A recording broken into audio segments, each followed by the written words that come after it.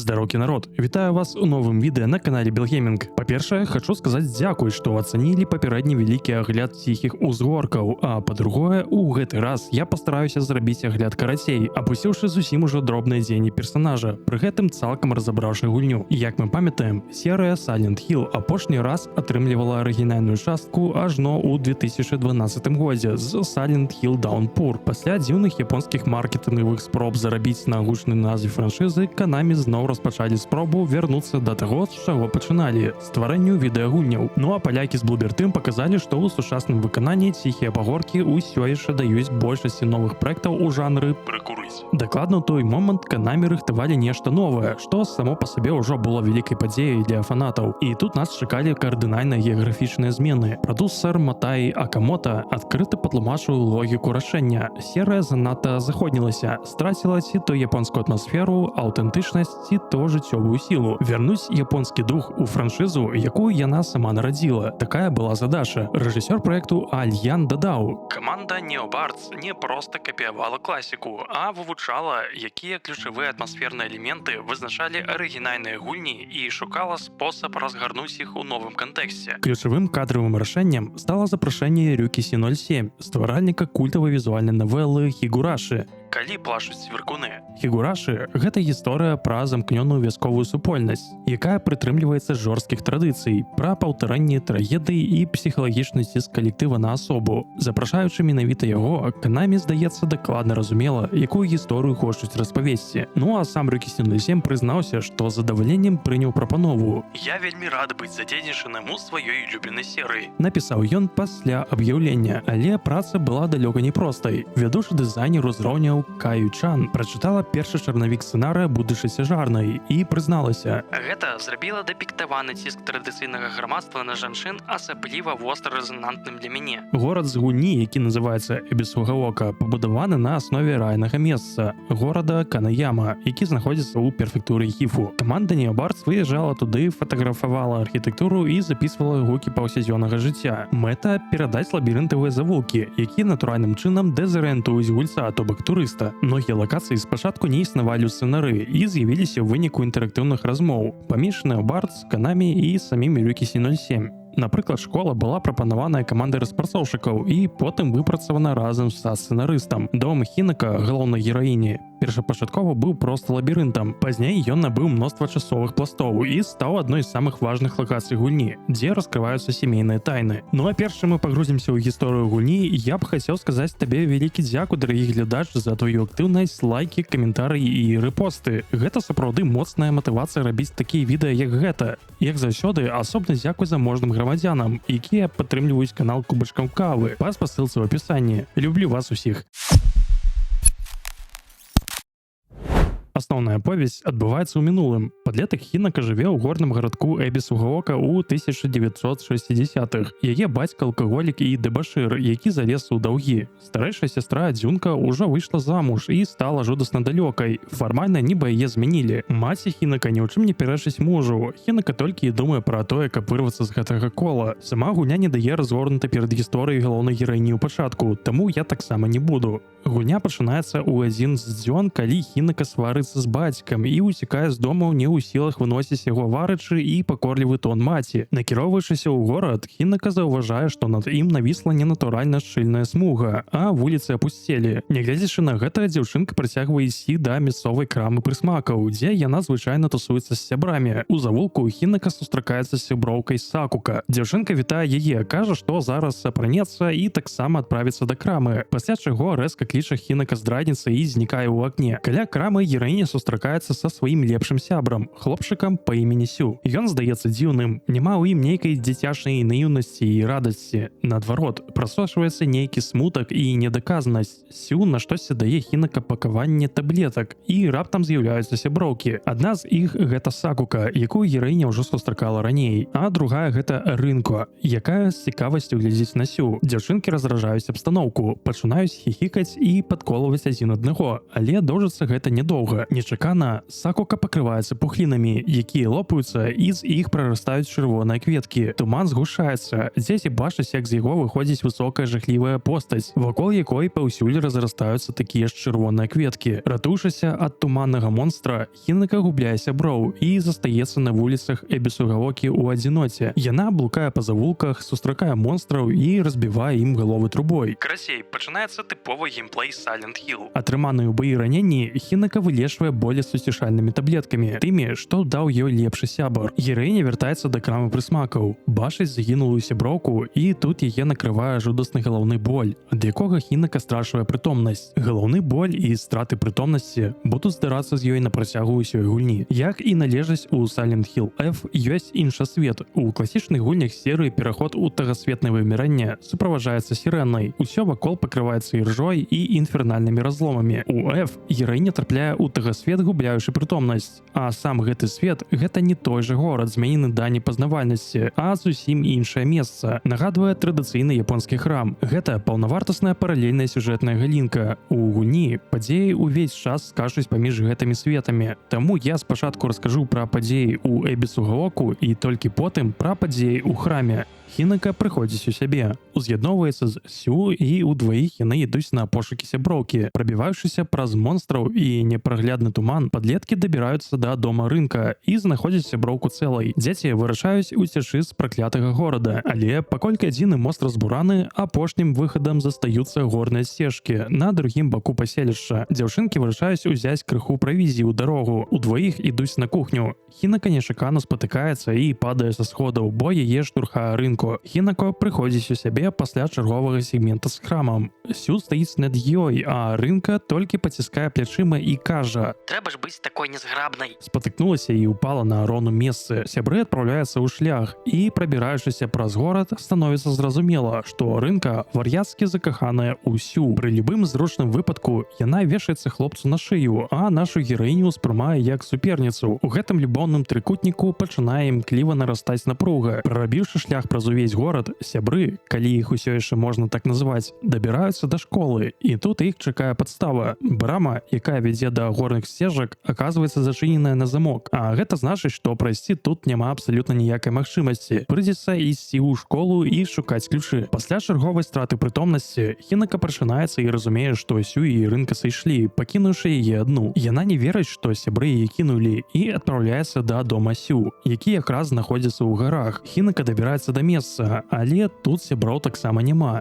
Зато ёсць імглісты монстр, які хапае яе за шыю і адпраўляе ў накаут, але чамусьці не забівае. Хінака чарговы раз прыходзіць у сябе, чуе тэлефонны званок. З трубкі спачатку даносіцца голас маці, які кліча яе дадому абедаць, а потым немы крык сяброў. Адразу пасля гэтага дзіўнага званка з'яўляецца старэйшая сястра, якая выглядае зусім не так, як Хінака яе запомніла. Дзюнка носіць маску птушкі, а скура пад ёй марцвяшна-шэрага колеру і пакрытая шнарамі. Сястра гаворыць з нейкімі загадкамі. «Калі ты яшчэ жывая, значыць, ты не зрабіла выбар. Цягнуць больш нельга. Часу не засталося». Пасля чаго тая знікае. Хінака разумее, што яе сябры ў небяспецы, і вяртаецца дадому. Тут шыза, якая і да гэтага моманту ў гульні прысутнічала, разгортваецца на поўную. Спачатку Хінака сустракае уласнага двайніка, які кажа: «Я не ты, мы не можам існаваць разам. Нам трэба пазмагацца, але ты ўвесь час уцякаеш. Так не можа больш працягвацца. Я заб'ю цябе і заб'ю ўсё, што ты любіш». Хінака закрывае вушы, крычыць, а двайнік знікае. Хінака бачыць сваіх павешаных сяброў, а таксама бацькоў, якія злазілі свята на костках яе знаёмых. Хінака закатвае істэрыку. Бацька хапае свой нож, гарлапаніць: «Зноў ты спрачаешся з бацькам, маленькая непаслухмяная дрэнь. Зараз я цябе правучу». Пасля чаго абодва бацькі ператвараюцца ў монстраў і нападаюць на дачку. Хінака ў гэтым нероўным баі атрымлівае перамогу. Параненыя і зганьбаваныя продкі выходзяць на вуліцу, дзе іх ператварае ў фарш туманны монстр. Хінака гоніцца за монстрам па вуліцах, назіраючы, як той ператвараецца ў арганічнае месіва з плоці і чырвоных кветак, якія растуць прама на ёй. Гераіня нападае на пачвару, але яна з лёгкасцю адбівае атаку і бярэ дзяўчыну за шыю. Зноў, адкуль не вазьміся, з'яўляецца старэйшая сястра і кажа, што супраціўляцца бескарысна.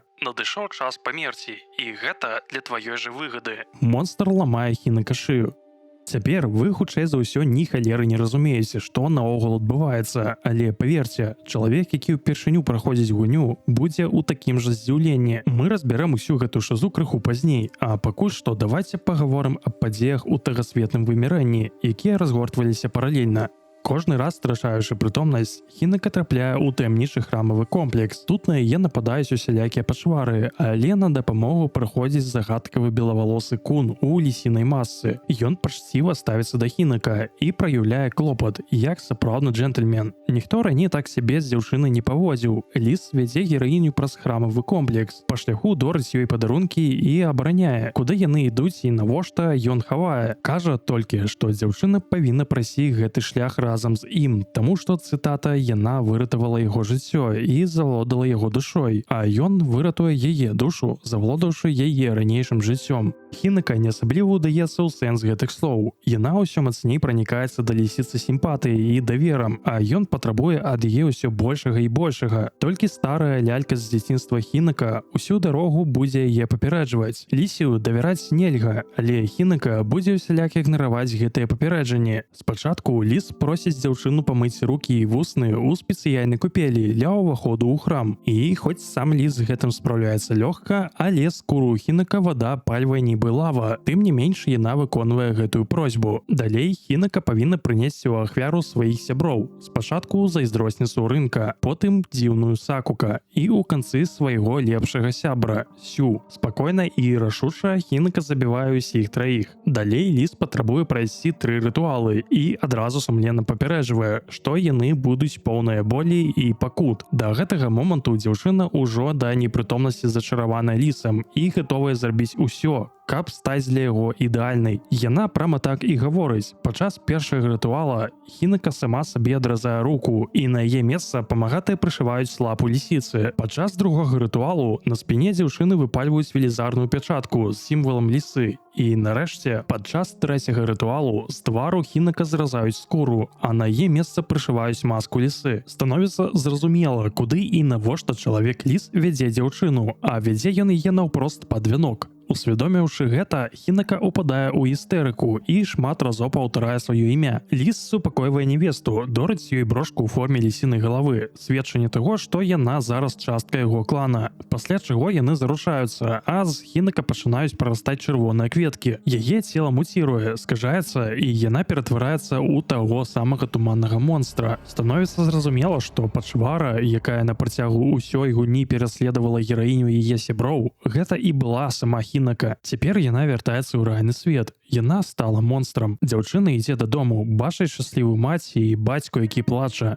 І зноў паўтараецца сцэна з забойствам бацькоў, толькі зараз мы назіраем яе з вачэй монстра. Пасля гэтага гераіня зноў аказваецца ў храме і ідзе да алтара. З'яўляецца старэйшая сястра і спрабуе спыніць яе, але Хінака адштурхоўвае сястру, называе здрадніцай. У гэты момант гераіню накрывае чарговы прыступ галаўнога болю. Яна дастае таблеткі, якія даў ёй Сю, і якімі гулец уласна сілкаваўся на працягу ўсёй гульні. Дзюнка выбівае таблеткі з яе рук, але дзяўчынку ўжо не спыніць. Яна разносіць алтар трубой. Яе пачынае непасрэдна плюшчыць. Лакацыі мяняюцца перад вачыма як карцінкі. У калейдаскопе з'яўляюцца монстры, якія гавораць галасамі людзей, яе суседзяў, сяброў і бацькоў. Усіх іх Хінака забівае. Урэшце рэшт яна выбягае з храма на вуліцу і бачыць набліжэнне паліцейскіх машын з мігалкамі. Па экране пачынаюць ісці тытры. Але гэта яшчэ не канец. Пасля тытраў нам паказваюць сцэну з места злачынства. Паліцыя паведамляе, што на нейкім вяселлі здарылася масавая разня. Галоўная падазроная гэта невеста. З месца злачынства яна ўцекла, пакінуўшы толькі прыладу забойства і невядомыя таблеткі, якія, мяркуючы па ўсім, і сталі прычынай забойстваў. Здавалася б, гісторыя цалкам зразумелая. Дзяўчынка нажэрлася таблетак, злавіла нехілы прыход усіх сваіх сяброў, суседзяў і бацькоў, убачыла ў абліччы пачвар і учыніла масавую разню. Насамрэч не было ніякіх монстраў, ніякага тагасветнага вымірання. Нават туманнай эбісугалокі не было. Усё адбывалася выключна ў галаве сям'і Дзухінака, а значыць і ўспрымаць сюжэт Silent Hill F трэба было не наўпрост, а як адну вялікую метафору. Менавіта на такое ўспрыманне і разлічаная гульня. Ты праходзіш Silent Hill F у першы раз. Ні халеры не разумееш, таму што бачыш толькі паверхню сюжэта. У канцы ты усведамляеш, што глядзеў на гісторыю пад няправільным кутом. Насамрэч, менавіта пасля таго, як я ўбачыў розніцу ў апавяданні і гэты тоўсты намёк на цыклічнасць, у мяне не засталося ніякіх сумневаў. Тая формула, якую блюберы выкруцілі да больш адчувальнага ўзроўню ў другой частцы у плане перапраходжання, яна тамака была не проста так. Верагодна, Konami настолькі жадае зрабіць гэта дэталю ідэнтычнасці серыі, што гэты пункт проста стаў часткай задачы. І тут становіцца зразумела, кожны дыялог, кожная катсцэна, якія раней здаваліся абсурднымі і нелагічнымі, знаходзяць сэнс. Некаторыя катсцэны і канцоўкі ў новай гульні плюс распрацоўшчыкі і зусім пашырылі і дапоўнілі дэталямі, якія яшчэ лепш дапамагаюць зразумець схаваны сэнс гульні. І тут вельмі важна зразумець гістарычна-культурны кантэкст гульні. Японцы нацыя ганарлівая і напышлівая, але тут ёсць адзін важны нюанс. Усім вядомая папсовая эпоха Сенгоку Дзідай, час, калі усе ваявалі супраць усіх. Па ёй знялі кучу фільмаў, напісалі горы кніг і зрабілі не менш гульняў. У тыя часы Японія была даволі адкрытай. Партугальскія гандляры, цэлыя еўрапейскія кварталы ў гарадах, хрысціянскія місіі, якія мелі вялікі поспех, японцы з ахвотай цягнулі да сябе тэхналогіі, агнястрэльную зброю, кітайскую навуку і індыйскую гарбату. Але калі Сенгоку скончылася і краіну аб'ядналі Такугава, эліты раптам вырашылі: А нафіг нам гэта ўсё трэба? Не чапаць людзей заходняй гадасцю. Акадэмію навук расфарміравалі, еўрапейцаў павыганялі, парты для іх караблёў зачынілі, хрысціянства пад строгую забарону, а самураяў узнялі на самы верх, вышэй за ўсё. І вось вынік. У 1600 годзе Японія адкацілася ў развіцці да ўзроўню сярэднявечча і застыла ў ім на некалькі стагоддзяў. Астатняму свету было глыбока пляваць. Усё ж Японія — гэта бедная краіна на ўскрайку свету. Ніводная імперыя сур'ёзна не хацела яе заваёўваць. Нават манголы, якія захоплівалі ўсё і ўся, пасля 2 млявых спроб плюнулі і пайшлі. Але бясконца рабіць выгляд, што ад сябе не існуе, не атрымаецца. Наступіла 19 стагоддзе. Стагоддзе заходняга капіталізму. Еўропа за 200 гадоў зрабіла тэхналагічны скачок і вырашыла, што бедны цывілізаваны чалавек мае права на ўвесь свет, а астатнія народы павінны яму служыць. Пачалася каланізацыя ўсяго зямнога шара. Нават Вялікая Кітайская імперыя ўпала пад націскам еўрапейцаў.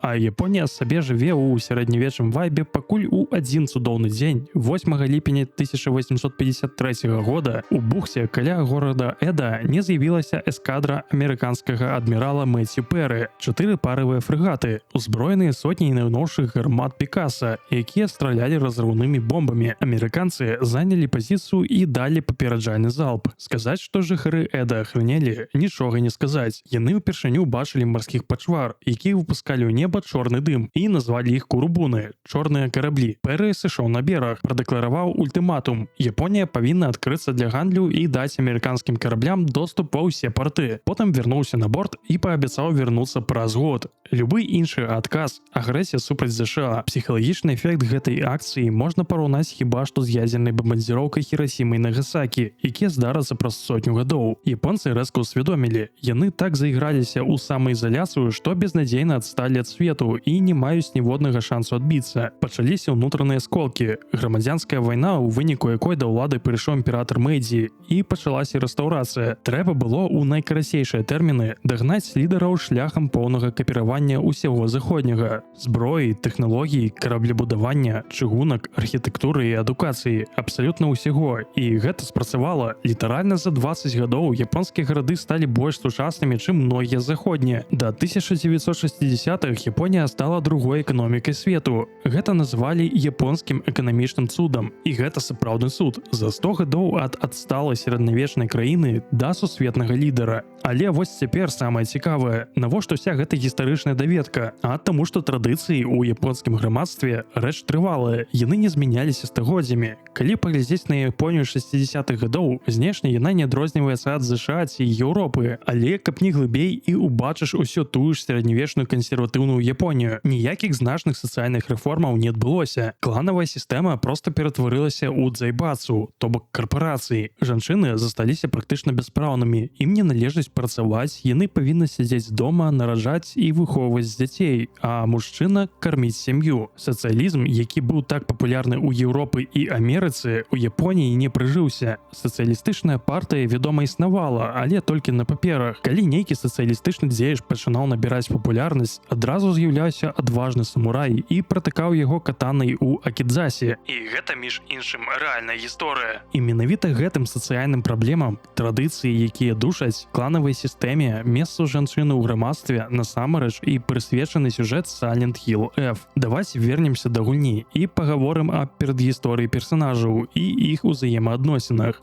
Бацька Хінака тыповы хатні скуф, працуе на дзядзька, а ўвесь заробак прапівае. Накаціўшы 0,5 саке за вячэрай, ён пачынае гвалтоўна выхоўваць жонку і дачку. Калі жонка па-стаічнаму трывае ўсе яго выхадкі, то Хінака не абцяжарвае сябе цярпеннем і часцяком выказвае бацьку ўсё, што пра яго думае. Татачка такога нахабства звычайна зверэе. Хапае нажы, шпуляе іх у татамі, разбурае мэблю, б'е посуд, карцей, паводзіць сябе неадэкватна. А маці ўвесь час стае на яго бок і ставіць на месца дачку за непавагу да бацькі. Адзіным, хто разраджаў абстаноўку ў гэтым дурдоме, была старэйшая дачка Дзюнка. Яе і маці любіць, і бацька. Яна заўсёды пакорліва слухае бацькоў і робіць усё, што яны скажуць. Ды і сама Хінака старэйшую сястру кахае. Яна заўсёды падтрымае і супакоіць пасля сваркі з бацькамі. Але ў адзін судоўны, а для Хінака хутчэй жудасны дзень, Дзюнка выйшла замуж і пакінула родны дом, разам з тым пакінуўшы і малодшую сястру на разарванне бацькоў. Сацыяльны кантэкст эпохі Сева сапраўды важна ўлічваць. Расказваючы пра гульню, жанчыны ні ў якім разе не павінны перайшыць свайму бацьку ці мужу, і нават калі ён не мае рацыю. З гэтымі правіламі згаджаюцца і прытрымліваюцца іх. Але не згаджаецца сама Хінака. Яна ў грамадстве выдзяляецца як белая варона. Хінака шчыра не разумее, чаму жанчына не мае права на сваё ўласнае меркаванне. Чаму яна не можа выказаць тое, што думае? Чаму не можа прымаць рашэнні, якія датычацца яе жыцця і лёсу? Чаму за яе спачатку вырашае бацька, а потым муж?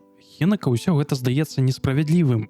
Але галоўная праблема ў тым, што адзінай мужчынскай фігурай у жыцці Хінака быў яе нікчэмны бацька, які увагнаў сям'ю ў галечу, спіўся і цяпер спаганяе ўсе свае няўдачы на жонцы і дзецях. Усё вакол, маці, сястра, дзяўчынкі ў школе як быццам згаварыліся і паўтараюць адно і тое ж. Усё, што трэба жанчыне для шчасця, гэта выйсці замуж і нарадзіць дзяцей. Але гэта галоўны страх Хінака. Яна баіцца, што яе муж будзе такім жа, як яе тата, і таму з самага ранняга дзяцінства несвядомлена пачынае паводзіць сябе прама супрацьлегла таму, як павінна паводзіць сябе стандартная дзяўчынка. Усе дзяўчынкі гуляюць з лялькамі. Значыць, Хінака возьме сваю любімую ляльку і закапае яе, каб ніколі больш не бачыць. Усе дзяўчынкі любяць прыгожыя ўборы і сукенкі. Значыць, Хінака возьме сваю новую, набытую на апошнія гены сукенку, кіне яе на падлогу і растопчаць нагамі. Усе дзяўчынкі любяць збірацца разам, пляткарыць і пісаць пасланні на фігурках арыгамі. Да д'ябла, Хінака пойдзе ў секцыю па лёгкай атлетыцы і стане лепшай бягункай у школе. Паводзіны Хінака не застаюцца неўзаўважанымі аднагодкамі. Дзяўчынкі не хочуць з ёй сябраваць, таму што яна паводзіць сябе як хлопец. Хлопчыкам яна таксама падаецца дзіўнай. І наогул гуляць з дзяўчынкай фу. І тут у жыцці Хінака з'яўляецца адзін хлопец, якому здаецца напляваць на той факт, што яна дзяўчынка.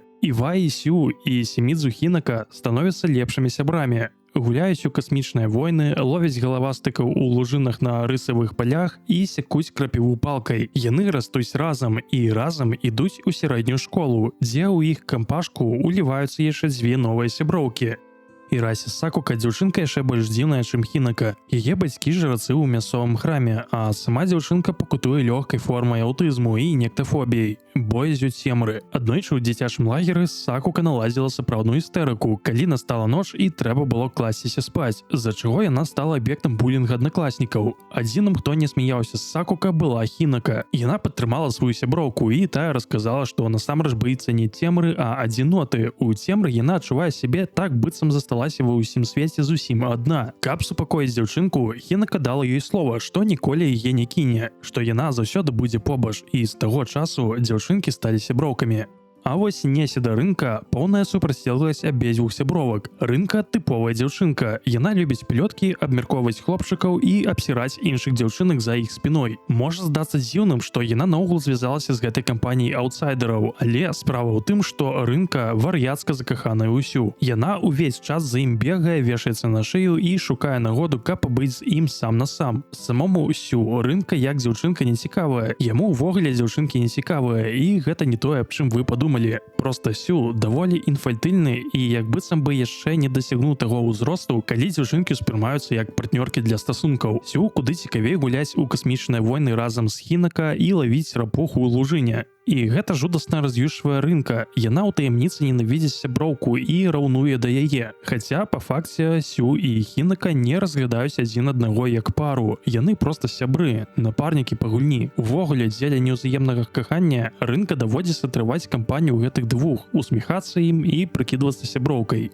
У гэтай гісторыі ёсць яшчэ адзін персанаж – чалавек Ліс, чыё сапраўднае імя Цунекі Катаюкі. Катаюкі быў звычайным хлопчыкам і жыў у Ісусагаоку. Аднойчы на дзіцячай пляцоўцы на яго напала лісіца, пачала кусаць і драпаць. Усе дзеці разбегліся, і толькі Хінака не забаялася і адагнала лісу палкай, хоць была тады зусім маленькай. Нейкі час яны з Хінака сябравалі, але потым хлопчык разам з маці пераехаў у іншы горад, і Хінака пра яго забылася. А вось Катаюкі запомніў сваю выратавальніцу на ўсё астатняе жыццё і закахаўся ў яе. Ён вырас, разбагацеў і зноў з'явіўся ў жыцці дзяўчыны. Хінака тады заканчвала сярэднюю школу, тусавалася з Сю і двумя сяброўкамі. Катаюкі стаў дасылаць ёй лісты з заліцаннямі, вершамі і прызнаннямі ў каханні. І хоць самым вялікім страхам Хінака было замужжа, але жаночыя гармоны і пераходны ўзрост давалі аб сабе ведаць. У глыбіні душы Хінака хацела кахаць і быць каханай, таму яна захоўвала лісты Катаюкі, перачытвала іх і нават адказвала, але хавала гэта ад усіх, нават ад самага блізкага сябра Сю і нават у нейкай ступені ад сябе самой. І вось Хінака стала паўналетняй. Катаюкі прыйшоў да яе бацькі і, як належыць у Японіі, папрасіў рукі дачкі. Бацька без лішніх раздумаў пагадзіўся. Справа ў тым, што саюз з багатым юнаком быў неверагодна выгаднай партыяй. Катаюкі адразу ж закрыў усе даўгі і крэдыты сям'і Сімідзу. Вяселле было прызначана, а лёс Хінака вырашаны. Вось толькі яе саму пра гэта спытаць забыліся, і гэта прывяло да страшных наступстваў. Такім чынам, самы час адкрыць галоўны плот-твіст гульні, які складана зразумець пры першым праходжанні. У Silent Hill F мы граем не за адну Хінака, мы граем адразу за двух Хінака. Адна – гэта Сімідзу Хінака, а другая – гэта Хінака-нявеста. Першая праходзіць увесь шлях у туманным горадзе, а другая – у тагасветным вымярэнні. Біялагічнае сталенне ва ўсіх людзей праходзіць па-рознаму. Вы здзівіцеся, але гэта праблема далёка не новая. Каб неяк прывесці ўсіх да сярэдняга значэння, старажытныя людзі вынайшлі рытуал ініцыяцыі. Гэта адмысловы абрад, пасля здзяйснення якога учорашняе дзіця становіцца дарослым. У розных народаў свету ў розныя часы рытуал ініцыяцыі называўся па-рознаму і праводзіўся ў розным узросце, але ў той ці іншай форме ён быў усюды і заўсёды. Нават у сучасным свеце гэты рытуал захоўваецца, завецца ён паўналецце і святкуецца на 18-й дзень нараджэння і замацаваны ў заканадаўстве большасці краін. У японскай культуры рытуал ініцыяцыі займае асаблівае месца. Гэта цэлае асобнае свята Седзі-Ніхай, якое адзначаецца кожны год у другі чацвер студзеня. Сталенне – гэта неўхільны працэс у жыцці кожнага чалавека, як смерць і як нараджэнне. Таму гэтыя тры падзеі цесна звязаныя. Лічыцца, што ў дзень Седзі-Ніхай памірае дзіця і нараджаецца дарослы мужчына ці жанчына. Раней у гэты дзень хлопчыкі і дзяўчынкі, якія да гэтага моманту хадзілі ў аднолькавым адзенні, упершыню ў сваім жыцці апраналі жаночае альбо мужчынскае кімано. Пры першым праходжанні гульні мы ўпэўненыя, што Хінака гэта падлетак, школьніца ў жудасных абставінах, але ў сцэне пасля тытраў мы даведваемся, што насамрэч ёй 20 гадоў, а 20 гадоў у Японіі гэта якраз узрост паўналецця, калі ў ваш гонар праводзіцца рытуал ініцыяцыі. У жыцці Хінака надыходзіць памежны момант, калі дзіця павінна памерці памерці, саступіўшы месца дарослай жанчыне, і гэта стварае магутны унутраасобны канфлікт. З аднаго боку, Хінака баіцца сталець, яна не жадае губляць сяброў дзяцінства, не жадае браць на сабе адказнасць. Яна баіцца, што яе муж будзе такім жа быдлам, як яе бацька. З іншага боку, Хінака адчувае пачуццё да Катаюкі. Яе цела фізічна змяняецца і сталее, з'яўляюцца дзіўныя жаданні. У выніку гэтых унутраных супярэчнасцяў пад удзеяннем таблетак, якія даў ёй лепшы сябар, асоба Хінака расчапляецца на дзве часткі. Першая частка – гэта дзіця, якое чапляецца за сваё дзяцінства, а другая частка – гэта невеста, якая ідзе пад вянок з чалавекам-лісам. Зараз, ведаючы галоўны сюжэтны паварот, маючы больш інфармацыі аб персанажах гульні і сацыяльна-гістарычным кантэксце, давайце яшчэ раз прабяжымся па сюжэце. Пачынаем новую гульню плюс і адразу бачым змененую кат-сцэну. Калі пры першым праходжанні прычына сваркі Хінака з бацькам была неяснай, то зараз нам наўпрост кажуць. Хінака псіханула і уцекла з дому з-за таго, што бацька засватаў яе без дазволу, літаральна прадаў як тавар. Пры гэтым, адыходзячы, дзяўчынка яшчэ і чуе, як маці з бацькам абмяркоўваюць, наколькі гэта выгадная партыя і як добра ім зараз зажывецца. Далей, як у першы раз, у завулку Хінака сустракаецца з Сакука. Яны міла гутараць, але паміж справай сяброўка называе Хінака здрадніцай. І цяпер мы добра разумеем, аб чым гэтыя словы. Хінака абяцала, што ніколі не пакіне сяброўку ў адзіноце, але вось яна выходзіць замуж. Пераедзе ў хату мужа, а значыць, яны больш не змогуць бачыцца кожны дзень. Дзяўчынка ўспрымае гэта як здраду. На яе думку, Хінака не стрымала сваё слова. Каля крамы прысмакаў Хінака сустракаецца з Сю, і мы зноў назіраем маўклівую сцэну. Толькі зараз яна набывае сэнс. Абодва усведамляюць, што гульні скончыліся, Хінака выйдзе замуж і з'едзе, яны больш не змогуць гуляць у касмічныя войны. Аднак услых ні яна, ні ён сказаць нічога не могуць. Сю толькі кажа, што гатовы прыняць любое яе рашэнне і працягвае ёй пачак таблетак. Згушаецца туман, разрастаюцца кветкі і з'яўляецца Хінака-монстр з будучыні. Сакука, як і ў першы раз, гіне, а любоўны трыкутнік, развальваючыся па шляху, накіроўваецца да школы. Зараз мы лепш разумеем матывы рынка, яе падкаты да Сю і ненавісць да Хінака. У школе пратаганістка застаецца адна. Яна ідзе шукаць сяброў і натыкаецца на старэйшую сястру. На гэтым моманце мы ўпершыню бачым твар Дзюнка. Раней ад нас яго хавалі, хоць і тут мы бачым не сам твар, а птушыную маску і па-мертвяцкі шэрую, пакрытую шнарамі скуру на шыі. У японскай міфалогіі дэман з галавой птушкі носіць імя Карасу Тэнгу. Ён жыве паблізу старажытных свяцілішчаў і лічыцца абаронцам традыцыі і рэлігіі. Як і птушыны дух, старэйшая сястра з'яўляецца абаронцам традыцыі ў гульні. Менавіта яна будзе схіляць гераіню ў бок сталення, прыняць адказнасці за мужа. З іншага боку, маска сімвалізуе страту ўласнай асобы праз замужжа. У храме, калі Хінака ідзе пад вянок з чалавекам-лісам, яна сама, яе жаніх і ўсе госці носяць лісіныя маскі, што азначае іх дачыненне да клана Цунэкі. Але, калі прыглядзецца, то сярод гасцей прысутнічае і Дзюнка. Яна адзіная, хто носіць птушыную, а не лісіную маску. І гэта сведчыць аб тым, што Дзюнка належыць да іншага клана яе мужа. Сама Хінака падчас аднаго з рытуалаў літаральна павінна пазбавіцца сваёй асобы і начапіць новую лісіную маску. Тое ж самае ў свой час здаралася і з Дзюнка. Шлюб змяніў яе да непазнавальнасці. Ну а мертвяцкі шэрая скура – гэта ўвасабленне галоўнага страху Хінака. Для яе пасталець і выйсці замуж раўноцэнна смерці. Цягнуць больш нельга, часу не засталося. Калі ты яшчэ жывая, то выбар не зроблены. Кажа сястра. Што ўсё гэта значыць, зразумець немагчыма. У новай гульні плюс іх дыялог крыху зменены. На першы погляд ён яшчэ больш злавесны і разам з тым бессэнсоўны. Але калі глядзець на яго пад правільным кутом, то сэнс слоў становіцца максімальна ясным. Дзюнка мае на ўвазе, што адной асобе Хінака давядзецца забіць іншую. Альбо дарослы Хінака заб'е Хінака дзіця і рытуал ініцыяцыі завершыцца, альбо дзіця Хінака заб'е свае дарослую частку і назаўжды застанецца дзіцём. Гаворка ідзе не аб рэальным, а аб метафарычным забойстве. Той жа Дзюнка прыйшлося разрываць усе дзіцячыя сувязі з сям'ёй і сябрамі, каб стаць часткай новага клана, часткай новай сям'і.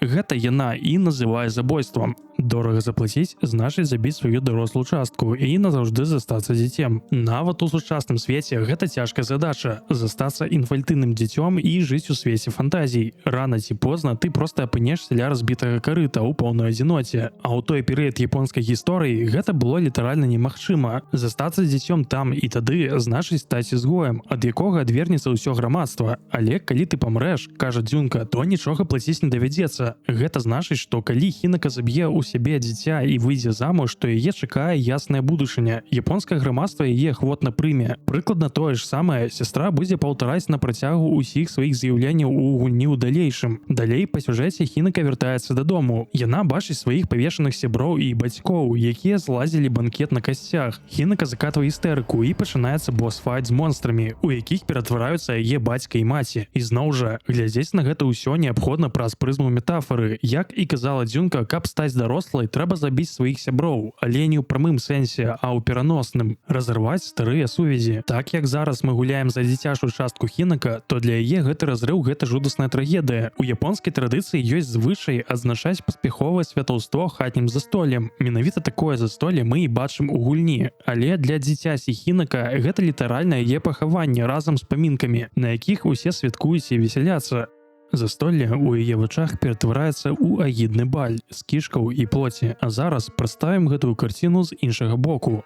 Сямейства адзначае паспяховае святаўства дачкі, і тут як фурыя урываецца вінаватай імпрэзы, пачынае гарлапаніць і буйнаваць. Адным словам, псуе ўсю весялосць і уладковую бытавую сварку. Для Японіі, асабліва тых гадоў, гэта поўная і нязмыўная ганьба перад усімі прысутнымі. Таму бацька не вытрымлівае і нападае на дачку. А пакуль Хінака дзіця спрабуе выжыць у туманным горадзе, яе дарослая частка ідзе пад вянок з чалавекам-лісам. Пад лісінай маскай хаваецца Катаюкі, хлопчык, якога Хінака выратавала ад лісы ў дзяцінстве. Як мы ўжо высветлілі, лісіная маска азначае прыналежнасць Катаюкі да клана Цунэкі, але таксама яна сімвалізуе невядомасць. Хінака адчувае да юнака пачуцці, аднак яна не ведае, які насамрэч чалавек хаваецца за маскай. Ці будзе Катаюкі такім жа далікатным і клапатлівым заўсёды, ці ўсё зменіцца пасля вяселля і ператворыцца ў яе тата. Гэта невядомасць нараджае масу страхаў і асцярог. І калі галоўнай супрацьлеглай сілай Хінака дзіцяці застаецца старэйшая сястра, то ў Хінака невесты такой сілай становіцца лялька з яе дзяцінства. Яна будзе неаднаразова трапляцца на шляху дарослай Хінака і папярэджваць яе, што лісу давяраць нельга, што зваротнага шляху няма, што яна страціць сябе. І вось гэтая лялька, яна з'яўляецца такім якарам, які цягне Хінака назад у бесклапотнае дзяцінства. Агульны сэнс гэта не да канца зразумелы пры першым праходжанні сцэны ў тым, што пасля цырымоніі шлюбу Хінака возьме прозвішча мужа і стане Цунэкі Хінака, а Сімідзу Хінака назаўжды знікне. Таму на працягу ўсёй гульні чалавек-ліс называе яе выключна па імені і ні разу не прамаўляючы дзявоцкае прозвішча. І толькі лялька адцягвае дзяўчыну мінулае, спрабуючы адмовіць яе ад вяселля. Спачатку перад уваходам у храм Хінака павінна прайсці рытуал абмывання. Гэта найважнейшая традыцыя ў сінтаізме. Перад кожным храмам стаяць невялікія купальні Тамідзуі, і ўсе ўваходныя павінны спаласнуць сябе дзве рукі і вусны. Гэты рытуал абмывання называецца міса і сімвалізуе ачышэнне чалавека ад бруду і злых думак. Катаюкі з лёгкасцю здзяйсняе рытуал, а вось Хінака ён даецца з цяжкасцю. Вада абпальвае яе як распаўленая лава.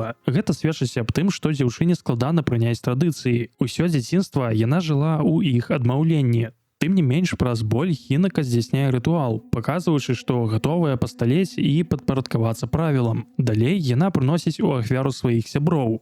Сакука яна пакідае адну непрагляднай цемры, у тым стане адзіноты, якой яна больш за ўсё баялася. Рынка яна топіць у лаве, у якой яна згарае, як згарала да гэтага ў сваёй рэўнасці. Але Сю сам ахвотна прымае смерць. Яго пакаранне нагадвае распяцце пакутніка. Натуральна, усё гэта трэба ўспрымаць як чарговую метафору. Тое, пра што і казала Дзюнка, разрыў дзіцячых адносін на шляху ў дарослае жыццё. І калі для Хінака дзіця гэта была сапраўдная трагедыя, то даросла Хінака рашуча абсякае ўсе канцы. Далей яна праходзіць тры рытуалы, у выніку якіх аддае сваё цела, душу і розум у распараджэнні чалавека-ліса. Яна губляе сваё чалавечае аблічча і ператвараецца ў фуры. Уся гэтая працэдура увасабляе сам момант перараджэння Хінака з дзіцяці ў невесту клана лісы. Далей пачынаецца весельная цырымонія, і тут распрацоўшчыкі неверагодна дакладна перадаюць увесь сінтэісцкі рытуал шлюбу ў дэталях. Калі пара павінна выпіць 3 кубкі сакэ па 3 глыткі, што ў сукупнасці дае 9. У канцы рытуалу Хінака канчаткова перараджаецца, стаўшы дарослай жанчынай і жонкай. Яна мяняецца месцамі са сваёй дзіцячай часткай, ідзе да сваіх бацькоў, каб развітацца. У гэтай сцэне, дарэчы, мы глядзім з вачэй гераіні і бачым, як яна становіцца вышэй і глядзіць на бацькоў зверху ўніз, што зноў жа можна тлумачыць як факт яе сталення. Маці шчаслівая бачыць сваю пасталелую дачку, а бацька плача. Хінака абрывае апошнюю сувязь з дзяцінствам, метафарычна забівае сваіх бацькоў.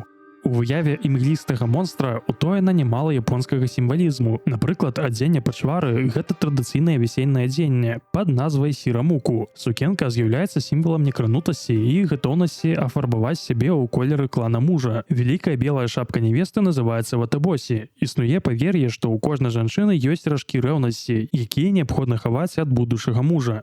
Кветкі, што прарастаюць скрозь скуру галоўнай гераіні і растуць усюды, дзе з'яўляецца туманны монстр, таксама валодаюць вялікім для ўсходу сімвалізмам. Назва гэтых кветак лікарыс, альбо, як іх называюць у народзе, павуковыя ліліі. Гэтыя кветкі звычайна растуць побач з могілкамі і асацыююцца са смерцю і перараджэннем. Лічыцца, што яны накіроўваюць мёртвых у замагільным свеце да іх наступнай рэінкарнацыі. У дадзеным выпадку павуковыя ліліі сімвалізуюць смерць дзіцячай часткі Хінака і перараджэнне яе ў дарослую жанчыну. І гэта далёка не ўвесь сімвалізм, які можна выявіць у гульні. Кінжал, якім Хінака змагаецца ў тагасветным выміранні, называецца кейкен і лічыцца добрым падарункам на вяселле нявесце. Тое ж самае тычыцца і нагінаты, які з'яўляецца адным з аксесуараў традыцыйнай японскай шлюбнай цырымоніі.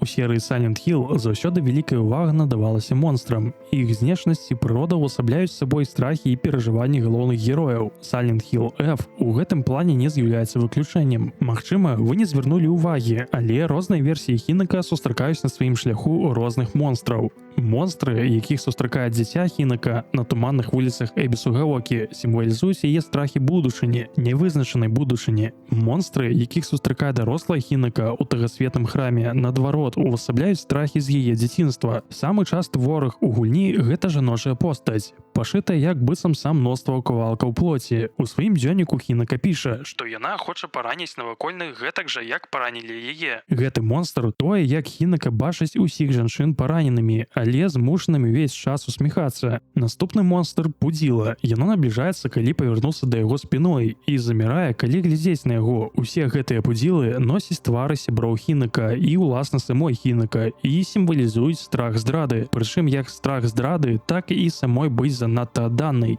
Далей ідзе вялізны тоўсты монстр з ножом. У дзённіку напісана, што ён гэта ўвасабленне самой лютасці. Бацька Хінака падчас босс-файта ператвараецца менавіта ў такога монстра. Нескладана здагадацца, што гэты монстр сімвалізуе страх Хінака перад будучым мужам, які можа апынуцца такой жа лютай і некантралюемай пачварай. Далей ідзе монстр, які поўзае на карачках і выдае гукі як задыханы сабака. Гэта самы брыдкі монстр у гульні. Ён абсалютна непрадказальны. Наскоквае зверху і аблізвае сваім велізарным гідкім языком. У дзённіку Хінака піша, што ён пацірае ліпкія далоні. На хлопцаў ён не глядзіць, а тарашыцца сваімі прагнымі вачаняткамі толькі на дзяўчат. Відавочна, гэтае ўвасабленне мужчынскай юрлівасці. Яшчэ адзін монстр месіва з мноства асоб на тонкіх ножках. У дзённіку напісана, што гэта непаваротлівая хуйня тарашыцца і вырыгае праклён. Хінака не ведае ніводнай асобы, але яны, здаецца, усе яе ведаюць. Гэты монстр – увасабленне ўсяго соцыума. Грамадства, якое глядзіць на яе, ацэньвае кожнае дзеянне і асуджае. І апошні монстр – самы грозны вораг у гульні. Гэта матка са мноствам жыватоў. Часам яна выплёўвае лічынкі, з якіх вылупляюцца іншыя пачвары. Гэты монстр – гэта ўвасабленне цяжарнай жанчыны і ў цэлым працэсу дзіцянараджэння. Гэта адзіны монстр, які сустракаецца і ў туманным горадзе, і ў тагасветным храме, таму што ён сімвалізуе як страх Хінака ў будучыні зацяжарыць і самой ператварыцца ў такую пачвару, так і даўні страх дзяцінства. У дзённіку Хінака сустракаецца ўспамін пра тое, як яна яна з маці наведвала старэйшую сястру ў радзільні і ўбачыла замест дзюнка жахлівую распухлую пачвару, зусім не падобную на яе прыгожую сястру. І раз мы ўжо пачалі аб монстрах, давайте адразу разбяром і пачвар, якіх сустракае і дарослая Хінака на сваім шляху. Самым частым монстрам у храме будзе жаночая фігура, падобная да гарадскіх пачвар, але з больш лялечнай знешнасцю. Калі для Хінака дзіцяці ўсе жанчыны ахвяры, то для дарослых Хінака яны хутчэй марыянеткі. Другі па часціні монстр — гэта істота без асобы і сэрца, з кайданамі на руках. Ён абсалютна сляпы і шукае Хінака толькі па гуках. Сімвалізуе ён мужчынскую слепату і бессердэчнасць. Яшчэ адзін монстр — гэта мутант, злеплены са мноства дзіцячых лялек. У дзённіку напісана, Што ўсе гэтыя лялькі былі нечымі сябрамі ў дзяцінстве, але потым пра іх забыліся. гэта страх дарослай Хінака, што жахі дзяцінства будуць пераследаваць яе ўсё жыццё.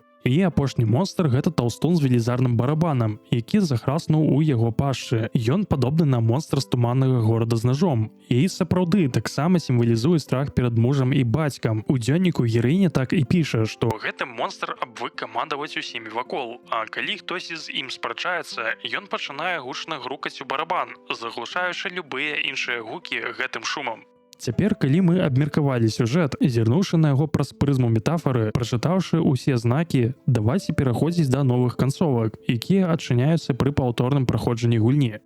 Другая канцоўка называецца «Лісінае вяселле». Каб яе атрымаць, трэба прайсці гульню адзін раз, пачаць новую гульню плюс і пры паўторным праходжанні ні ў якім разе не ўжываць таблеткі, якія дае гераіні Сю, бо менавіта яны справакавалі разню ў стандартнай канцоўцы. Некаторыя прадметы пераносяцца з першага праходжання. Уся прапампоўка, амамары, сумкі, пашырэнне інвентара і, самае галоўнае, лісіная брошка, якую гераіні дае Катаюкі падчас вяселля. Гэтая брошка дазволіць пры паўторным праходжанні адчыняць дзверы і скрынкі, якія раней адкрыць было немагчыма. Напрыклад, у свяцілішчы, дзе Хінака праходзіць 3 рытуалы, брошка дазволіць патрапіць ва ўтоены храм. Тамака неабходна ўзяць бутэлечку з чырвонай вадкасцю, лекі Хацея сама. Гэтыя лекі з'яўляюцца другой умовай для атрымання новай канцоўкі. Калі ўсе умовы выкананыя, то першае, што зменіцца, гэта сустрэча дзіцяці Сімідзу Хінака са сваім дарослым двайніком у доме. Гэтым разам двайнік будзе паводзіць сябе больш рашуча і наўпрост скажа ўсё, што думае аб сваёй дзіцячай сутнасці. У фінале Хінака дзіця разбурае алтар, з'яўляецца Хінака нявеста і спрабуе яе спыніць. Дзіцячая частка істэрыць і абвінавачвае сваю дарослую частку ў тым, што яна адабрала ў яе ўсё — сяброў, бацькоў, а зараз хоча забраць і жыццё. Дарослая Хінака спакойна адказвае, што гэта не так, намякаючы на тое, што зусім не абавязкова канчаткова разрываць усе дзіцячыя сувязі. Так, яна больш не дзіця, але яна ўсё яшчэ можа часам бачыцца з сябрамі і бацькамі. Але дзіця Хінака гэтага не прымае. Пачынаецца бойка адной часткі Хінака з другой часткай Хінака. На дапамогу дарослай прыходзіць яе жаніх. Але зыход бойкі вырашае Сю, які адключае чалавека лісам ударам біты па галаве. Сю хоча дабіць яго, але Хінака закрывае жаніха сабой. Сю не разумее, чаму яна абараняе гэтага мерзотніка, бо менавіта ён і ёсць прычына, па якой іх бесклапотнае дзяцінства было зламанае. На гэта Хінака адказвае, што яна хацела б, каб усё засталося як раней. Але, на жаль, свет уладкаваны інакш. Ён не стаіць на месцы. Ён, як горная рака, рухаецца наперад, і Хінака павінна падпарадкавацца плыні і рухацца далей, стаць дарослай і прыняць на сабе адказнасць. Сю прызнаецца, што даў ёй таблеткі, якія павінны былі прымусіць Хінака застацца дзіцем, пры гэтым ведаючы, што пабочны эфект ад іх можа быць разбуральным. Дзяўчына пытаецца, навошта ён гэта зрабіў. Сю адказвае, што баяўся яе страціць, пасля чаго ён ператвараецца ў монстра, падобнага на будыйскага дэмана Асуру, і пачынаецца босс-файт. У гэтай бітве Хінака перамагае. Зрынуты Сю прымае яе рашэнне выйсці замуж і просіць чалавека ліса клапаціцца пра яе. Хінака абдымае абодвух сваіх хлопцаў на фоне сонца. Пачынае ісці дождж. Катаюкі здымае сваю маску і кажа, што дождж у сонечны дзень — гэта добрая прымета для вяселля.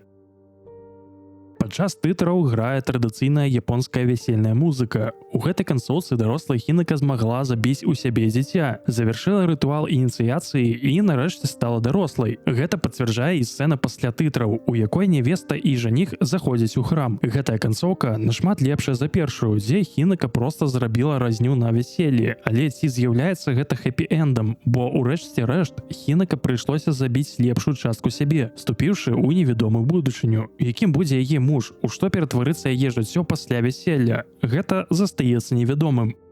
Трэцяя канцоўка з'яўляецца поўнай супрацьлегласцю другой. Для яе атрымання таксама неабходна выканаць шэраг умоў. Па-першае, прайсці гульню адзін раз. Па-другое, не ўжываць таблеткі пры паўторным праходжанні. Ну і па-трэцяе, знайсці святы меч пад старым расколатым кедрам у новай гульні. Плюс па ўсёй гульні можна будзе знайсці 5 дароў, якія неабходна пакласці каля статуэтак бога Дзідзо. І тады ў самым канцы Хінака зможа займець новую зброю, святую самурайскую катану. Калі ўсе ўмовы выкананыя, то мы ўбачым трэці варыянт сустрэчы з двайніком у хаце. На гэты раз двайнік не будзе такім рашучым і агрэсіўным. Мы бачым дзяўчынку, якая сумнеецца. Яна кажа, што яе цела змяняецца, што яна адчувае пачуццё да Катаюкі, але не ўпэўненая, што гэта каханне. Пасля гэтага з'яўляецца Хінака-нявеста. Зноў пачынаецца бойка адной часткі Хінака з другой часткай Хінака. Толькі на гэты раз перамагае падлетак. З'яўляецца чалавек-ліс. Заступаецца за каханую, але Сю адпраўляе яго ў накаут ударам біты. Ад такога нахабства жаніх ператвараецца ў гіганцкую лісіцу і пачынаецца трэці варыянт босс-файта. Пасля паражэння ліс схіляе калені і кажа, што прымае і паважае рашэнне Хінака, хоць і не разумее яго.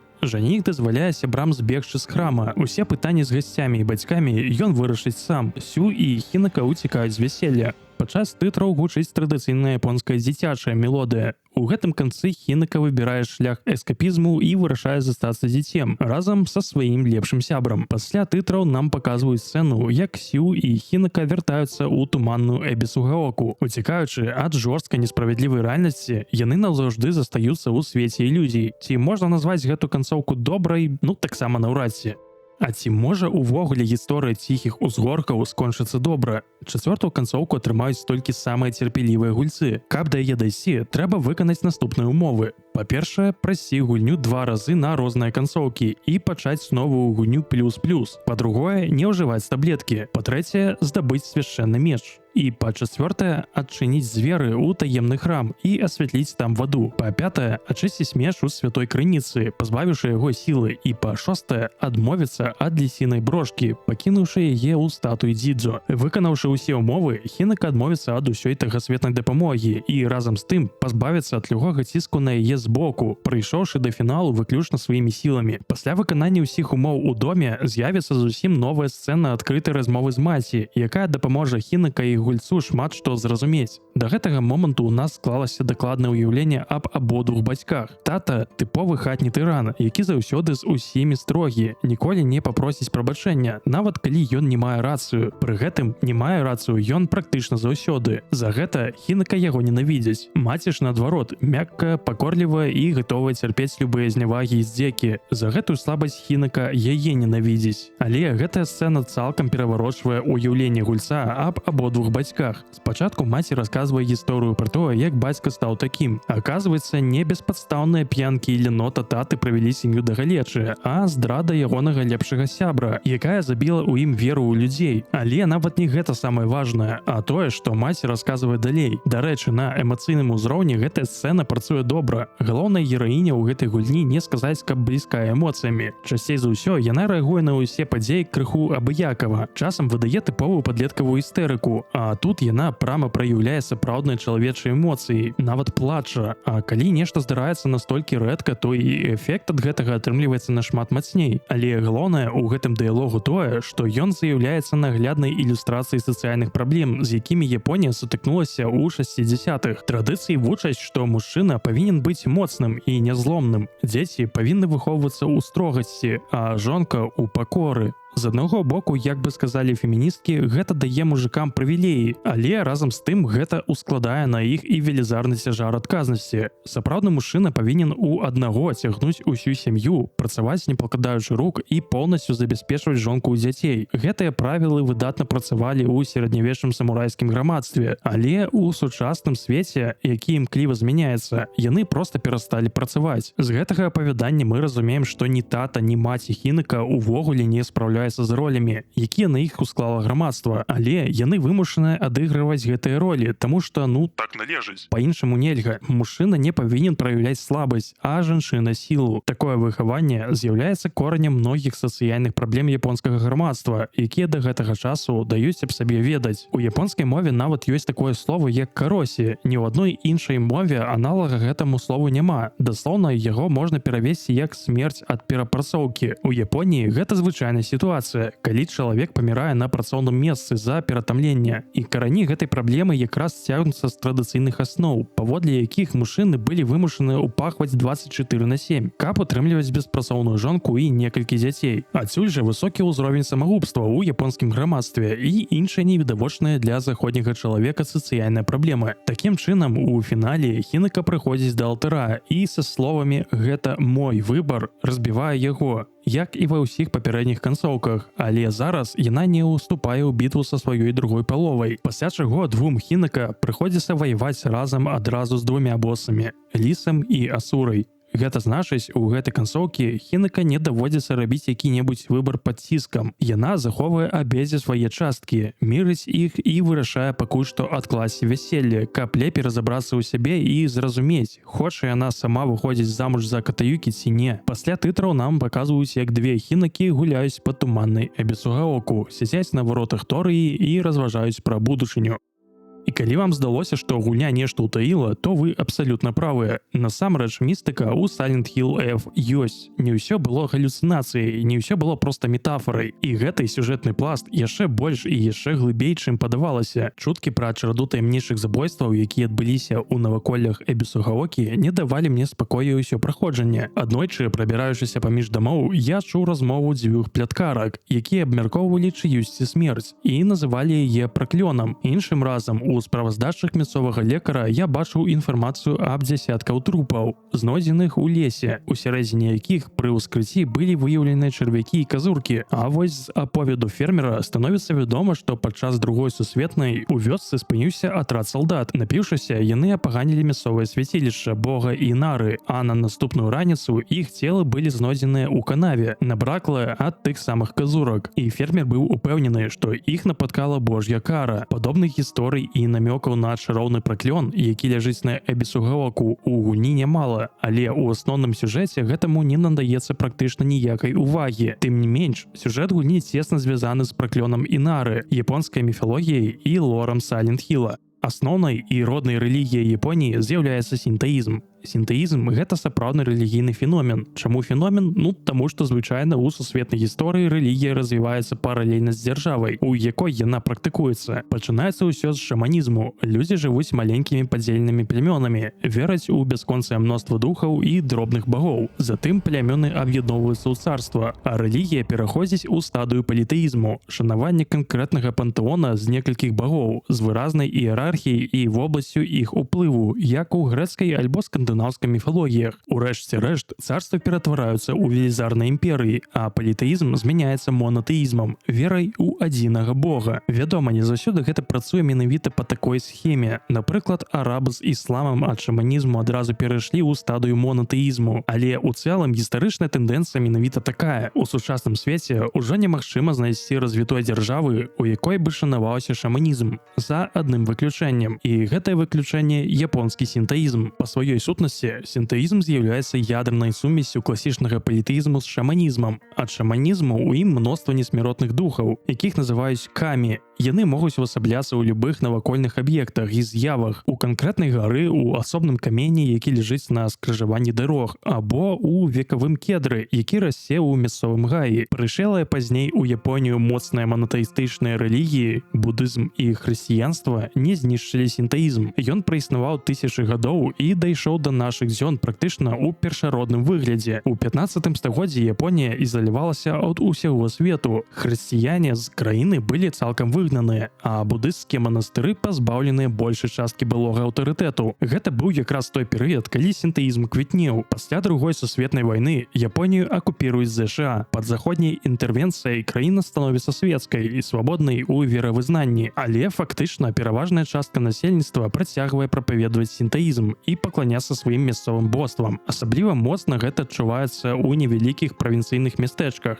Цяпер назад да гульні. Шмат сотняў гадоў таму у вусці ракі Хі жыў цмок па імені Ямата але Ороты, што перакладаецца як васьмігаловы і васьміхвосты змей. Каб задобрыць яго, жыхары былі вымушаныя прыносіць у ахвяру дракону маладых дзяўчат. Аднойчы бог ветра Сусана, брат верхоўнай багіні Аматарасу, шпацыраваў уздоўж ракі і сустрэў плачучых дзеда, бабку і маладую дзяўчыну. Бог спытаў: Што здарылася? Стары адказаў, што ў яго раней было 8 дачок, але ўсіх іх прыйшлося аддаць васьмігаловай пачвары. Засталася апошняя дачка, і зараз змей патрабуе яе. Сусана абяцаў дапамагчы, але з умовай, што стары аддасць сваю апошнюю дачку яму за жонку. Стары пагадзіўся. Тады бог ветру загадаў сабраць саке з усёй рачной даліны, перагнаць яго 8 разоў, напоўніць ім 8 самых вялікіх бочак і аддаць цмоку як дар. Жыхары так і зрабілі. Цмок прыняў падарунак, выжраў усе 8 бочак кожнай з галоў, ап'янеў і заснуў. Тут Сусана і ацек соннаму цмоку усе 8 галоў і 8 хвастоў. Пасля чаго раскідаў іх па ўсёй Японіі, каб яны не маглі зноў зрасціся. У гонар гэтай перамогі ў Японіі нават ёсць асобнае свята. Даследчыкі міфалогіі лічаць, што паданне з'яўляецца метафорай барацьбы мясцовых жыхароў з ракой Хі, якая мае 8 прытокаў і даўно прычыняе вялікую шкоду сваімі паводкамі. Адну з ацешаных галоў бог Сусана закінуў якраз у Эбісугаоку. Галава яшчэ шмат гадоў дастаўляла мясцовым жыхарам няшчасце, вывергала ў паветра атрутнае выпарэнне, атручвала людзей, жывёлу і ўраджаі. Жыхары былі вымушаныя пакланяцца галаве дракона і прыносіць ёй у ахвяру юных дзяўчын, каб залагодзіць. Усё гэта доўжылася прыкладна да 1185 году. Тады Японію раздзірала грамадзянская вайна клана Мінамота і Тайра. У выніку гэтай вайны клан Мінамота перамог і стварыў у Японіі першы сюганат. Зганьбаваны і зрынуты клан Тайра быў вымушаны бегчы з роднага горада і хавацца ў гарах. Урэшце яны знайшлі прытулак у Эбісугаоку. У мясцовым гаі клан Тайра знайшоў магутны кедр. Лідар клана заклаў пад кедрам свой меч, а яго ваяры сталі маліцца і прыносіць да кедра дараванні.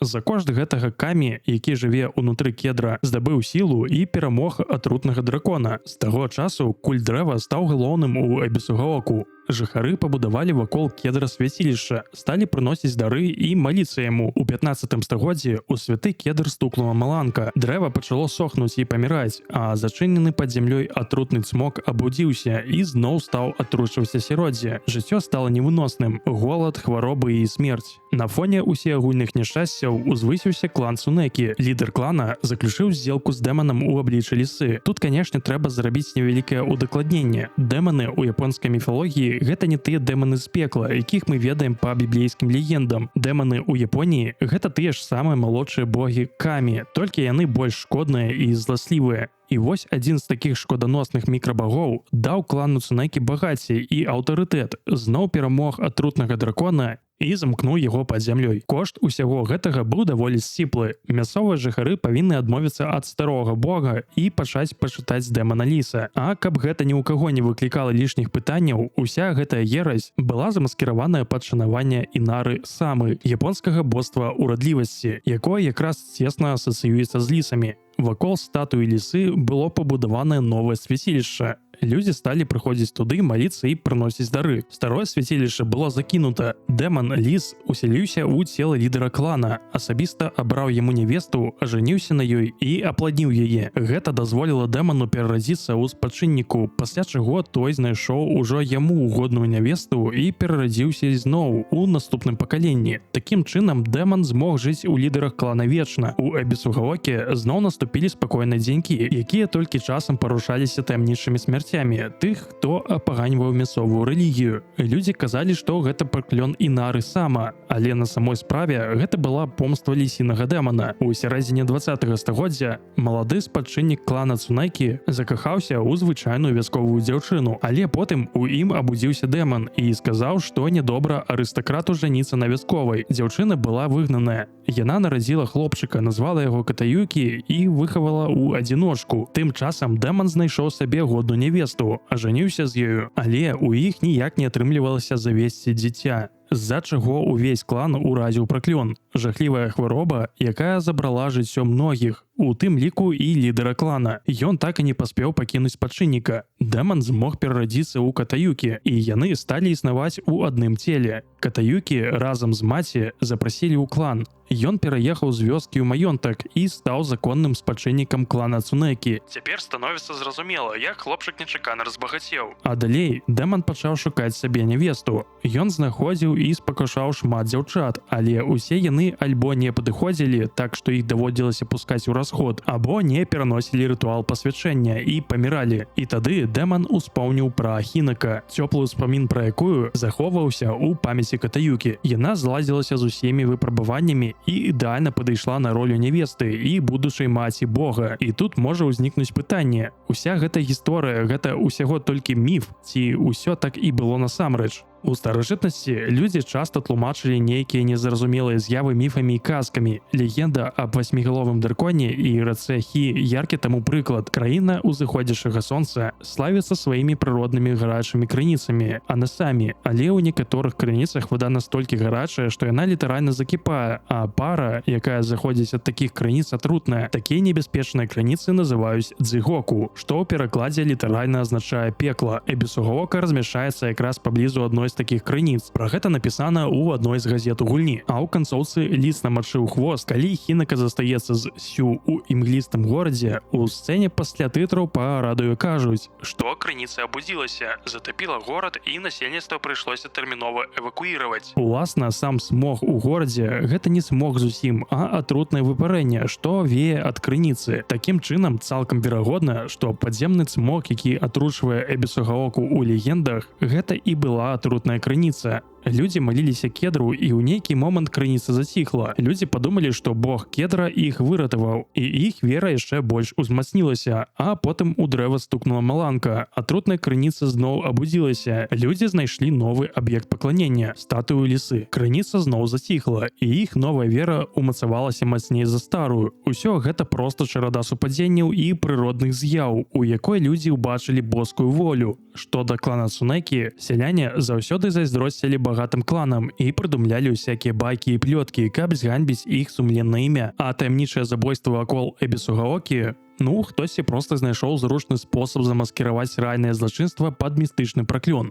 І тут лёгка зноў усумніцца ў містыцызме гісторыі. Таксама думаў і адзін малады чалавек, з дзённіка якога мы даведваемся большую частку гісторый і легенд, звязаных з Эбісугаокай. Бацьку гэтага хлопца аднойчы знайшлі мёртвым у канаве. Падчас ускрыцця з яго цела дасталі вядро чарвякоў, конікаў і іншай жыўнасці. Людзі палічылі, што гэта праклён Інары самы, і замялі справу. Але хлопец не верыў у праклён. Ён быў упэўнены, што ягонага бацьку забілі нейкія мясцовыя аўтарытэты і ўсё спісалі на праклён. Хлопец пачаў весці ўласнае расследаванне, капіць інфармацыю аб кульце кедра, аб веры ў ліса і аб клане Цунэкі, але давесці справу да канца ён не змог. У нейкі момант хлопец захварэў. Спачатку пачаў кашляць, потым страціў апетыт, а потым яго пачало ірваць, і ў сваіх ванітах ён знаходзіў лічынкі і яйкі насякомых. Потым пачаліся жахлівыя галаўныя болі і адчуванне, быццам у яго галаве скрэбіцца тысячы конікаў, а потым ён памёр, так і не даведаўшыся, існуе праклён ці не. І калі ўсе гульнявыя падзеі толькі метафора, то ад чаго памёр гэты смельчак, які кінуў выклік багам? Акрамя гэтага, калі зірнуць на сюжэт гульні не як на метафору сталення дзяўчынкі-падлетка, калі зноў перастаць успрымаць падзеі гульні выключна як галюцынацыі і пачаць глядзець на ўсю містыку ў гульні напрамую, то з новымі ведамі гісторыя ўспрымаецца крыху па-іншаму. З аднаго боку чалавек-ліс праяўляе клопат, з іншай падвяргае гераіню пакутам і кажа, што яна павінна прынесці сабе ў ахвяру для росквіту клана. У сакрэтных пакоях, якія мы адчыняем з дапамогай брошкі, можна знайсці скрываўленыя прылады і мноства адрэзаных жаночых рук. А яшчэ ў лесе мы можам знайсці некалькі запісак, якія Катаюкі пісаў іншым дзяўчынам, спакушаючы іх і завабліваючы ў пастку. Хапае і іншых намёкаў у гульні на тое, што да Хінака прэтэндэнтак на ролю божай нявесты было нямала. Усё гэта сведчыць аб тым, што ўнутры Катаюкі сапраўды жыве дэман, і яму патрэбная жонка, каб працягнуць цыкл перараджэння. З іншых боку ёсць лялька, якая усяляк спрабуе перашкодзіць вяселлю. У Японіі ёсць асаблівы від дэманаў, якіх называюць цукумагамі. Калі ў звычайную рэч усяляецца старажытны дух, гэта можа быць абсалютна любая рэч. Меч, рыдлёўка, капелюш ці нават дзіцячая лялька. Існуе павер'е, што часта духі усяляюцца ў забытыя ці страчаныя рэчы і пачынаюць шукаць свайго гаспадара, каб перасяліцца ў яго. Дык вось, у ляльку Хінака усяліўся дух кедра. Яго забылі, яму перасталі пакланяцца. Цяпер мясцовыя моляцца лісу, з-за чаго дух кедра абураецца. Ён хоча зрынуць уладу суперніка і клан Цунэкі. Калі сарваць гэтае вяселле, то ліс не зможа перарадзіцца, а дух кедра, усяліўшыся ў Хінака, адродзіць сваю веру. Фактычна, пратаганістка становіцца козырам у супрацьстаянні двух багоў. Таму кожны з іх спрабуе перавабіць яе на свой бок. З усведамленнем гэтага усе канцоўкі гульні знаходзяць новы сэнс. У той, дзе Хінака ўстае на бок ліса і ідзе з ім пад вянок, фінальным босам становіцца дух кедра. Зразумеўшы, што ўгаворы не працуюць, ён увасабляецца ў рэальнасці і спрабуе сілай перашкодзіць вяселлю. У дзённіку Хінака напісана, што Гэты босс складаецца са старых лялек, зламаных рэчаў і галінак дрэва. Хінака яго забівае, выходзіць замуж, а значыць ліс перамог і працягнуў цыкл перараджэння. У іншым канцы, дзе Хінака адмаўляецца ісці пад вянок і уцякае з сябрам, босам становіцца ліс, які не можа дазволіць гэтаму здарыцца, але Хінака перамагае яго і пакідае храм. Менавіта ў гэтай канцоўцы мы бачым туманную Эбісугаоку, а па радыё кажуць, што горад затапілі атрутныя крыніцы. Ліс зрынуты і стрымліваць атрутнага дракона больш няма каму. Але лепш за ўсё супрацьстаянне двух багоў раскрываецца ў чацвёртай канцоўцы. Пачнем з таго, што для дасягнення гэтай канцоўкі трэба адмовіцца ад святога мяча, які Хінака знаходзіць пад тым самым дрэвам і які дае ёй сілу духу кедра, а таксама адмовіцца ад брошкі, якая дае ёй мудрасць і хітрасць духу лісы. Такім чынам, Хінака хоць і становіцца нашмат слабейшай, але яна адмаўляецца ад любога ўплыву на яе з боку багоў. У храме, сустрэўшыся з сястрой, Хінака кажа: «誰かのおもちゃにされているの。どういうこと？私を嫁がせたい何者かと、それを妨害したい何者かが私を二つに引き裂いて戦わせている。Яна адчувае, што нейкія вышэйшыя сілы спрабуюць маніпуляваць ёй, ствараюць унутраны канфлікт, які падзяляе яе напалам. Калі ў папярэдніх двух канцоўках перамагаў адзін з багоў, то ў гэтай канцоўцы багоў перамагае чалавек. У гэтай канцоўцы мы зноў бачым затопленую туманную Эбісугаоку, таму што падземнага дракона стрымліваць больш няма каму. Але самае галоўнае — гэта ліст ад Катаюкі, які Хінака атрымлівае ў фінале. Юнак піша, што пераехаў у новае месца. Тут сонечна і добра. Нядаўна Катаюкі першыню наведаў краму прысмакаў і купіў сабе смачнюшку. Ён атрымліваў асалоду ад яе, а дзеці на вуліцы глядзелі на яго як на дурня. Дарослы мужык у дзелавым гарнітуры жуе цукерку з велізарнай усмешкай на твары. Аднак яму было пляваць, бо упершыню за ўсё жыццё ён зразумеў, што такое дзяцінства, якога ў яго не было. Гэты ліст можа здацца нейкай нязначнай лухтой, але насамрэч ён пацвярджае, што ў целе Катаюкі жыў дэман, з-за чаго хлопчык быў пазбаўлены дзяцінства, і цяпер, калі дэман пераможаны, ён яго навёрствае.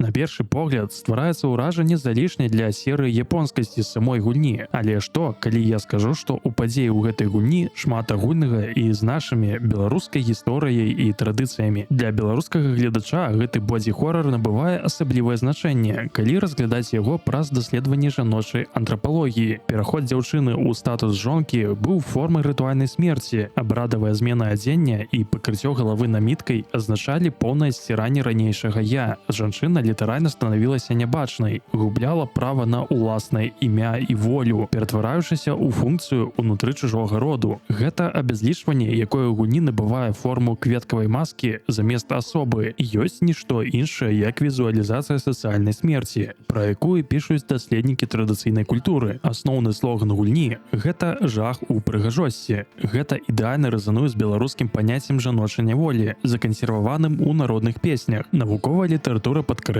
падкрэслівае, што беларускае архаічнае таварыства будавалася на жорсткай іерархіі, дзе маладая жанчына мела найменейшую колькасць правоў. Монстры, якіх мы бачым у гульні, гэта увасобленая рэпрэсаваная агрэсія і непражыты боль пакаленняў, якія былі змушаныя маўчаць у хустачку. Такім чынам, японскі сцэнар становіцца люстэркам для беларускага мінулага. Праз грыбок і кветкі на экране мы бачым трагедыю нашых прабабуль, для якіх прыгажосць абраду часта станавілася прыгожай трунай для іх уласнай ідэнтычнасці. Гэта гісторыя пра тое, як традыцыя, пазбаўленая эмпатыі, непазбежна нараджае хорар, актуальны для любой кропкі зямнога шара. Таму тыя, хто з моманту рэлізу паспеў ахрысціць сюжэт гульні таннай павестачкай, проста не бачаць за сучаснымі тэрмінамі глыбінны архаічны жах, які стагоддзямі быў часткай нашай уласнай рэальнасці. Спроба звесці драму гераіні да актуальных палітычных лозунгаў – гэта небяспечнае спрашчэнне, якое абясцэньвае рэальны гістарычны боль. Гэтая гульня ў першую чаргу пра той самы першабытны хорар перад грамадствам, які ў Беларусі вывучаюць этнографы і які да гэтага часу адклікаецца ў нашым калектыўным несвядомым. Сапраўдны жах не ў тым, што гульня кажа аб правах жанчын, а ў тым, наколькі дакладна яна паказвае механіку знішчэння чалавека ва ўгоду старому парадку. Таксама часта гучалі сумневы наконт прыналежнасці гульні да серыі ціхіх узгоркаў. Маўляў, дзе тут іржавы метал? Туманныя вуліцы амерыканскага мястэчка і псіхаматычныя пачвары, народжаныя заходняй культурай. Але на самой справе Silent Hill F вяртае франшызу да яе сапраўдных вытокаў, да даследавання глыбіннай невымоўнай траўмы, якая раз'ядае рэальнасць. Калі сутнасць Silent Hill – гэта матэрыялізацыя выцесненага болю, то што можа быць больш адпаведным серыі, чым гісторыя пра цэлую культуру, якая стагоддзямі душыла жаночую ідэнтычнасць, пакуль тая не прарасла крывавымі кветкамі. Такім чынам, гульня робіць тое, што серыя заўсёды умела лепш за ўсё. Прымушае нас сутыкнуцца з тым, пра што мы прывыклі маўчаць, нават калі для гэтага трэба змяніць амерыканскі туман на японскую вёску, а псіхааналіз на этнаграфію. Ну а сапраўдныя фанаты могуць знайсці ў гэтай гісторыі працяг маналогу аб жаночых страхах у сучасным грамадстве з трэцяй нумарной часткі серыі. Асобнай увагі зноў заслугоўвае музыка ў гульні. Акіра Ямаокі ў распрацоўцы Silent Hill F зноў стварыў шэдэўр. Стыль Ямаокі заўсёды будаваўся на дысанансе. Відавочна, што ён майстар спалучэння непрывабнага з прыгожым, брутальных механічных гукаў з далікатнымі фальклорнымі пераборамі. У кантэксце Silent Hill F, дзе прыгажосць кветак становіцца прыладай забойства, гэты фірмовы прыём дасягае свайго піка. Як вынік, Silent Hill F – гэта рэдкі выпадак, калі жанравая гульня ставіць сапраўдныя антрапалагічныя пытанні.